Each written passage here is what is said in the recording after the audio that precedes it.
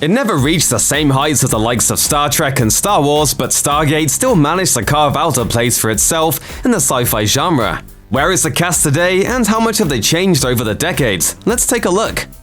Playing the part of hyper-intelligent Egyptologist Dr. Daniel Jackson, James Spader originated the role that was taken up by Michael Shanks on Stargate SG-1. It's Spader's character that unlocks the secrets of the Stargate, deciphering some hieroglyphics that turn out to be coordinates based on the constellations. He agrees to accompany Kurt Russell's Colonel Jack O'Neill and his men through the wormhole he helped open, stepping onto an arid planet ruled by the Egyptian god Ra, who is actually an ancient alien. Spader broke out almost a decade before Stargate, putting in a scene-stealing performance as elitist bully Steph in John Hughes' classic Pretty in Pink.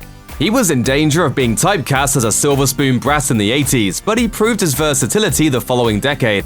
After Stargate, Spader starred in David Cronenberg's kinky thriller Crash, and more recently he voiced the titular villain in Avengers Age of Ultron. Nowadays, he's best known for his TV work, having played Raymond Red Reddington on NBC's The Blacklist since 2013. The show got delayed during the coronavirus pandemic in 2020, which allowed him to spend some quality time with his youngest son. We'd go out and line up beer cans on the big rock on the far end of the garden and shoot at him with BB guns.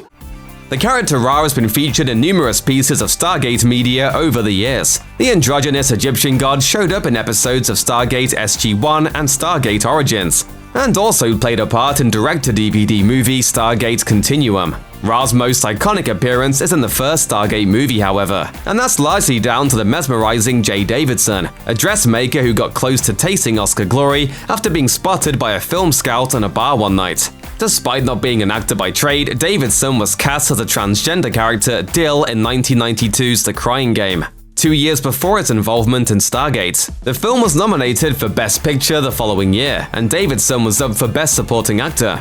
The Oscar buzz made Davidson an overnight star, and the pressure quickly became too much for him. He decided to quit acting, but when the part of Ra came along and the studio agreed to pay him $1 million, he gave it another go. Davidson turned in yet another terrific performance as Ra, in what would be his last major appearance. After appearing in the movie Jiggery Pokery, he promptly returned to his first love, fashion.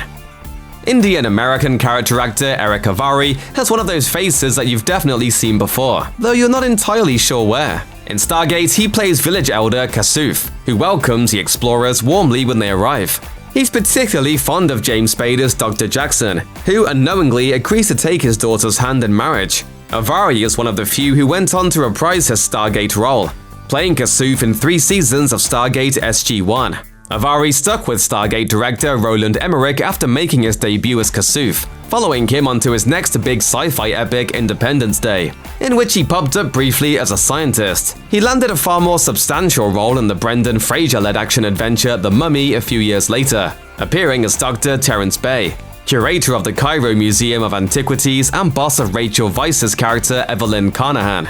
He also played an ill-fated human in Tim Burton's Planet of the Apes, a lawyer in Adam Sandler comedy Mr. Deeds, and a hot dog cart vendor in Richard Gere's Hachi: A Dog's Tale, among many other things. Video game fans will no doubt recognize Avari's distinctive tones from 2014's Destiny and 2017's Destiny 2, in which he voiced the Master Rahul. In his most recent role, he played mysterious biblical figure Nicodemus in The Chosen, a crowdfunded TV series about the life of Jesus Christ.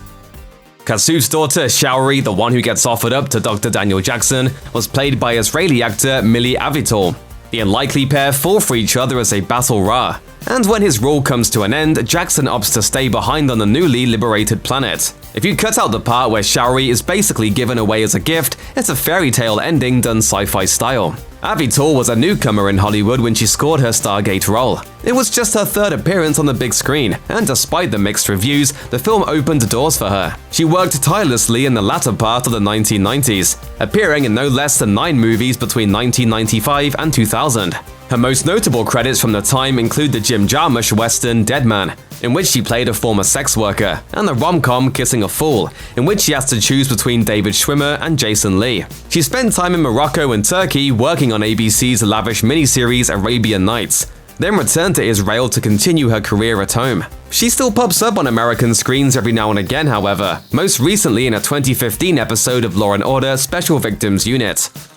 Alexis Cruz plays Skara, Kasuf's son. He is heavily involved in the uprising against Ra, but his most memorable scenes are the ones shared with Kurt Russell's Captain O'Neill, who is still grieving the loss of his child when we enter the Stargate story. Spending time with Skara, who in turn sees the captain as something of a father figure, helps him do some healing while on the mission. Cruz made his movie debut in 1987's The Pickup Artist, a rom-com starring Robert Downey Jr. and Molly Ringwald. Stargate was the biggest opportunity of his then fledgling career, and his time in the franchise remains the thing he's best known for.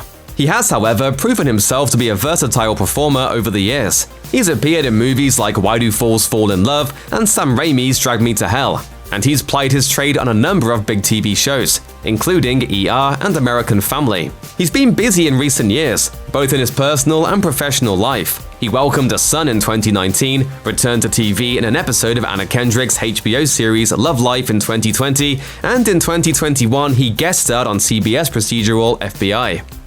Benin-born model and actor Djimon Hounsou is pretty well known these days, but back when he appeared as Ra's guard Horus in Stargate, he was still relatively unknown. He began his career in music videos, acting in Tina Turner's I Don't Wanna Lose You, En Vogue's Hold On, and Janet Jackson's Love Will Never Do Without You. Stargate was his first feature film, and while it wasn't the one that made him a star, Hounsou didn't have to wait very long afterwards to break into the mainstream. The West African newcomer was in 3 films in 1997, one of which earned him a Golden Globe nod. He didn't get nominated for an Oscar for his turn as slave revolt leader Joseph Cinque in Steven Spielberg's Amistad, but the historical drama put him firmly on Hollywood's radar. Hounsou would receive his arguably overdue recognition from the Academy for later appearances in 2002's In America and 2006's Blood Diamond, being considered in the Best Supporting Actor category for both pictures. You are a good boy who loves soccer and school. In recent years, Hounsou has become a regular in the superhero genre, working on numerous Marvel projects. After voicing T'Challa in the animated Black Panther miniseries, he appeared as Korath in Guardians of the Galaxy and Captain Marvel, a role he'll reprise in the animated Disney Plus series What If. He's got some DC characters on his resume too. Hounsou played Midnight in Constantine, King Riku in Aquaman, and the Wizard in Shazam.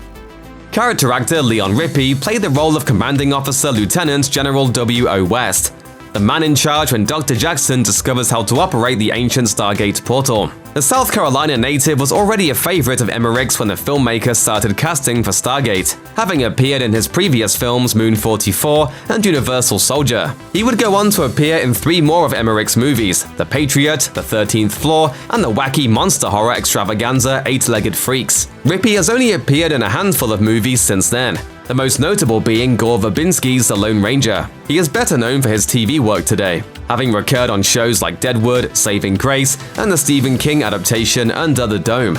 He reunited with Stargate co-stars James Spader when he joined the cast of The Blacklist in 2016, and in a more recent credit reprised his Deadwood role in a TV movie of the same name. He would get famous playing the idiotic Harry Solomon on Third Rock from the Sun, but funny man French Stewart had a pivotal role in Stargate before he was a sitcom star. The actor made his feature film debut in Roland Emmerich's sci-fi adventure, playing Lieutenant Ferretti. He's left in charge of the 2nd Unit when the soldiers arrive, though he's forced to retreat into the Temple of Ra during a massive sandstorm, which of course turns out to be a big mistake. The men under Ferretti's command are taken down by Ra's guards one by one, before he himself is captured. Stewart made his debut as Harry Solomon on Third Rock from the Sun in 1996, and would remain on the show until it wrapped in 2001.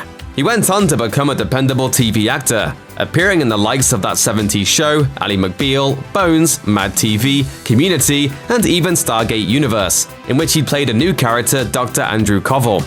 He went on to play Principal Cameron on ABC's The Middle, but in recent years he's become known for the CBS sitcom Mom, appearing as Chef Rudy in dozens of episodes. He's also in Michael Lembeck's retirement home comedy Queen Bees, scheduled for release in 2021. It wouldn't be sci-fi without some members of the Exploration Party being picked off by the enemy, and that was the fate of Derek Webster's Lieutenant Brown in Stargate. He's with Jackson and O'Neill when they make contact with the locals, and he even gets to sample some local food before he's killed by one of Ra's guards. Webster made his debut playing a bodyguard in 1981's Enter the Ninja, a low-budget martial arts flick. He then appeared in Star Trek The Next Generation a year or so before Stargate, showing up in a 1993 episode as Lieutenant Sanders. He became a go-to character actor for Roland Emmerich after Stargate, joining him on Independence Day to play the pilot of the helicopter that gets blown up during Operation Welcome Wagon, mankind's ill-fated attempt at communicating with the alien invaders. After this role, he joined up with Emmerich again for Godzilla, in which he captains the nuclear-powered submarine USS Utah. He established himself as a solid TV actor in the 2000s, with roles in the likes of Nip Tuck and CSI Miami, and he's still active today. Webster played D.A. Jackson Holt on Ray Donovan between 2016 and 2017, and in 2020 he returned to the Star Trek franchise as a Romulan guard in Star Trek Picard. As Colonel Jack O'Neill's right-hand man, John Diehl's Lieutenant Kowalski helps keep the team together when they are ambushed by Ra's guards and taken captive aboard his ship. Diehl was an experienced character actor long before he appeared in Stargate, having established himself in the early 1980s. He actually shared the screen with Kurt Russell in his second movie appearance, playing a punk in John Carpenter's Escape from New York. He went on to occur as Detective Larry Zito on Miami Vice and appear in Joel Schumacher's The Client before Roland Emmerich cast him in his sci-fi epic. Diehl has been seen in numerous feature films since Stargate, usually in a smaller or supporting role. He's worked on everything from Jurassic Park 3 to Michael Bay's Pearl Harbor. In recent years, he's taken to old guy roles, growing out his grey beard for the likes of the ranch set western Out of the Wild, in which he played an alcoholic cowboy looking for redemption. His other notable television credits include Snowfall, Castle Rock, and The Shield, among many others.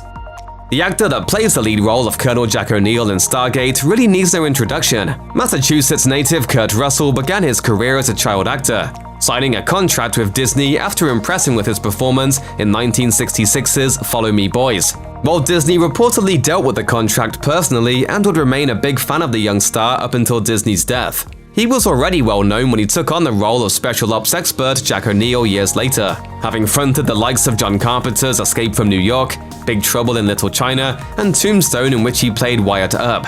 After Stargate, Russell continued to establish himself as one of Hollywood's most reliable actors. He experienced what the Toronto Sun described as, quote, a spectacular career revival, following his turn as a brutal bounty hunter in Quentin Tarantino's The Hateful Eight in 2015.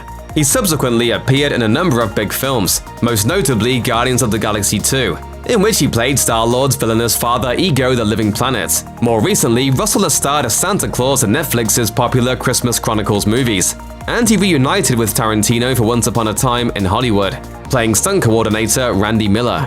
Check out one of our newest videos right here, plus even more Looper videos about your favorite stuff are coming soon. Subscribe to our YouTube channel and hit the bell so you don't miss a single one.